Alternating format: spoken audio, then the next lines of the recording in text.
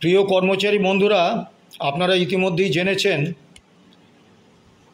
29শে April আমাদের DA মামলার যে 17তম শুনানির দিন ধার্য হয়েছিল সেটি পিছিয়ে 7ই মে হয়েছে। ওই দিনও মামলা হবে এরকম কোনো নিশ্চয়তা আমাদের কাছে নেই। সমাজ মাধ্যমে বিভিন্ন সমালোচনা উঠে আসছে।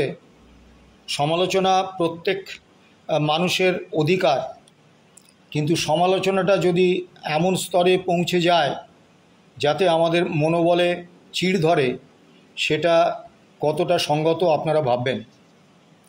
গত 2022 সালের 5ই ডিসেম্বর মামলার প্রথম তারিখ পড়ে সুপ্রিম কোর্টে। সরকার পক্ষ মেনশন হিয়ারিং করেন যে কলকাতা হাইকোর্টে আদালত অবমাননার মামলা রয়েছে 30শে নভেম্বর। সেই মামলার যা গতি প্রকৃতি, তাতে মুখ্য সচিব এবং অর্থ সচিবের বিরুদ্ধে রুল জারি হয়ে যেতে পারে। সে কারণে মামলা এগিয়ে আনা হোক, 28শে নভেম্বর মামলা করা হোক, এবং মহামান্য সুপ্রিম কোর্ট তাতে সায় দেন।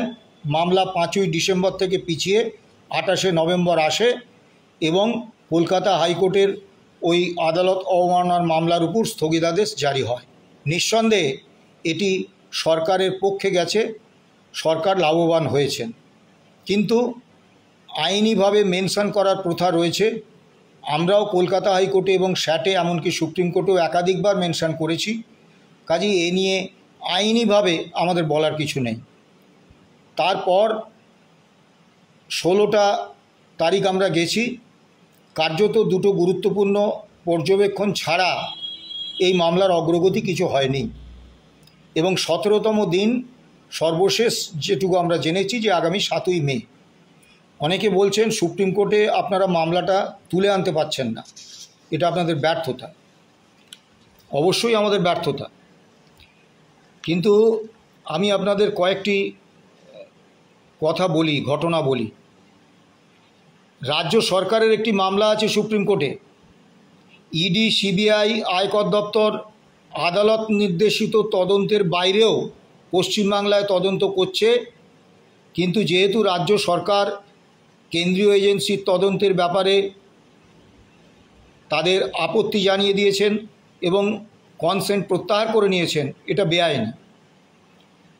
এই মামলাটায় অনেকগুলো অভিষেক মনু সিংভি আছেন, এবং এই মামলায় আমাদের ডিএ মামলার থেকে রাজ্য সরকারের গুরুত্ব অনেক বেশি।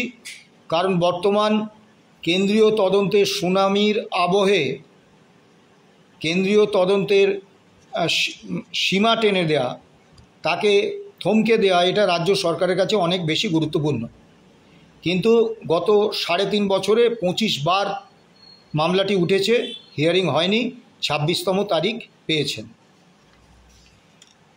আরেকটি ঘটনা বলি। 2024 সালে 24শে জানুয়ারি আদানি গোষ্ঠীর বিদ্যুৎ উৎপাদন সংস্থা আদানি পাওয়ার রাজস্থান লিমিটেড সংস্থার বেনিয়ম নিয়ে রাজস্থান সরকার একটা মামলা করেছিলেন। সেই মামলার শুনানির দিন স্থির ছিল 2024 সালে 24শে জানুয়ারি।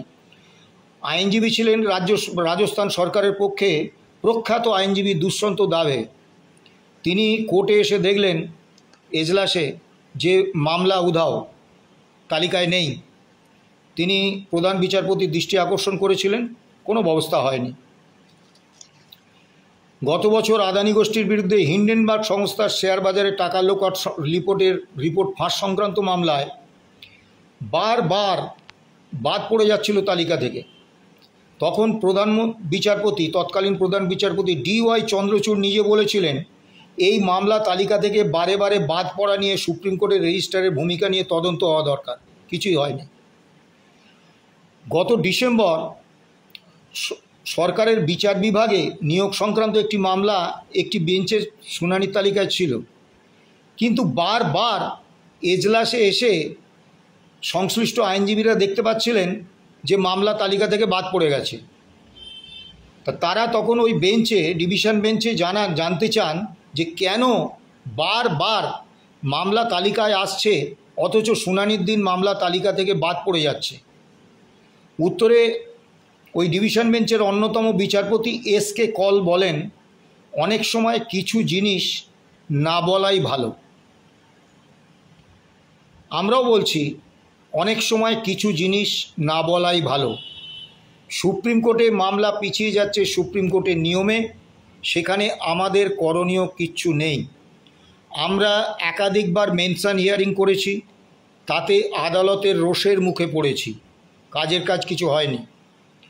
আমরা নিজেদের উদ্যোগে মহামান্য রাষ্ট্রপতি, মহামান্য প্রধান বিচারপতি, তাদের কাছে কর্মচারী এবং পেনশনারদের দিয়ে চিঠি পাঠিয়েছি, ইমেল পাঠিয়েছি, তাতে কোনো কাজ হয়নি।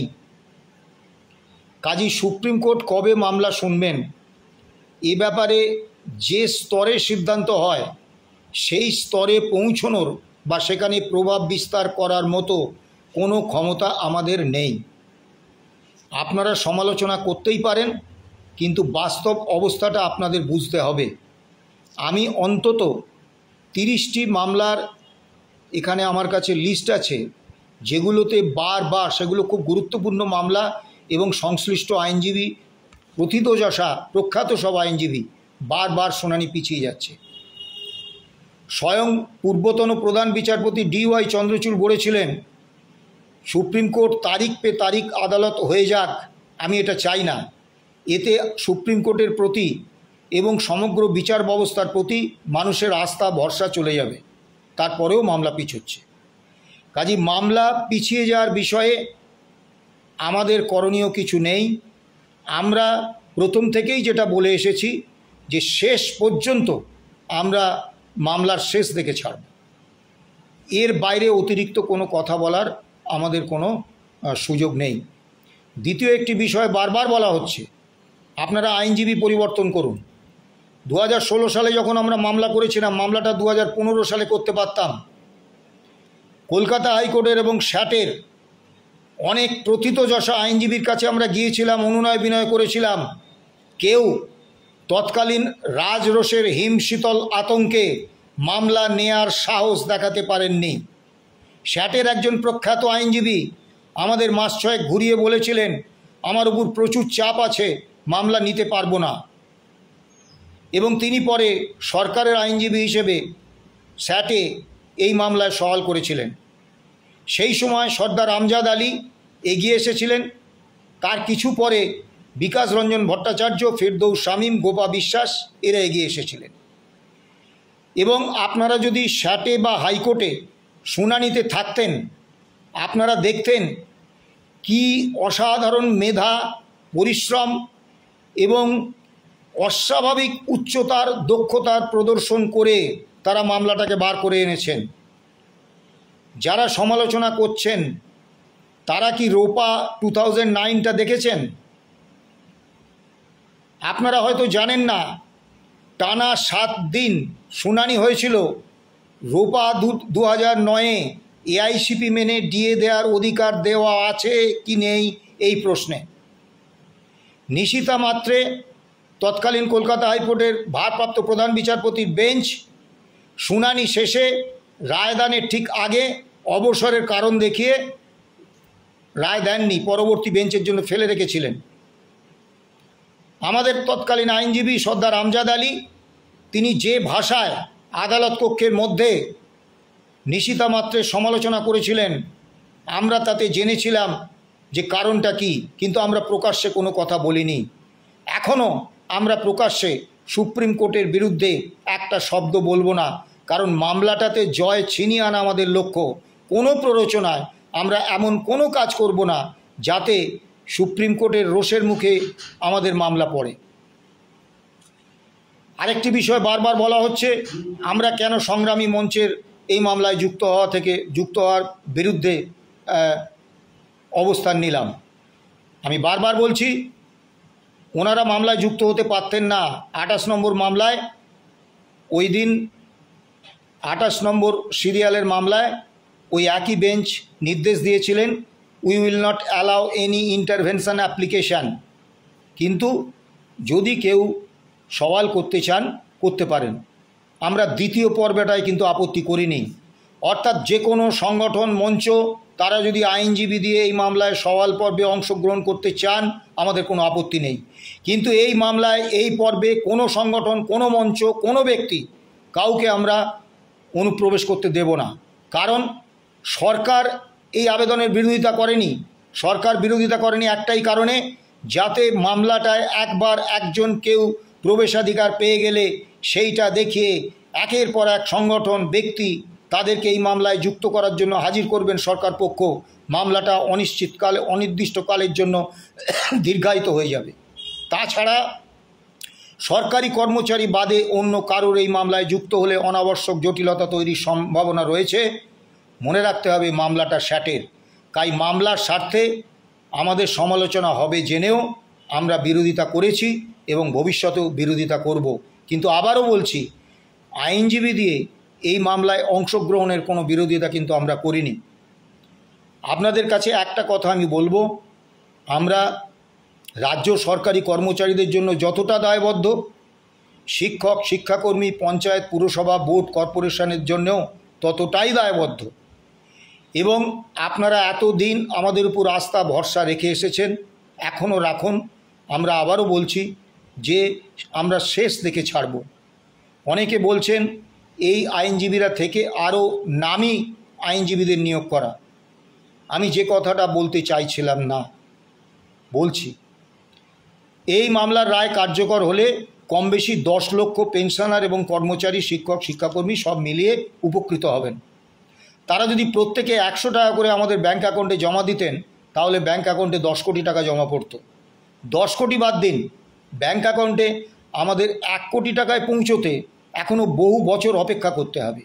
কর্মচারীদের, শিক্ষক, শিক্ষাকর্মী, বোর্ড, পুরসভা, পঞ্চায়েত, তাদের একটা অতি ক্ষুদ্র অংশ বারবার নিজেরা অর্থ সাহায্য করছেন, কিন্তু সিংহভাগ কর্মচারী তারা নৈতিকভাবে এই মামলায় আছেন, তারা এই মামলায় কর্মীপক্ষে জয় হোক এটা চাইছেন, কিন্তু তারা কেউ এই মামলায় আর্থিক সাহায্য করছেন না। বর্তমান আইনজীবীদের নিয়ে মামলা চালাতে আমরা হিমশিম খাচ্ছি, তীব্র আর্থিক সংকটে আছি।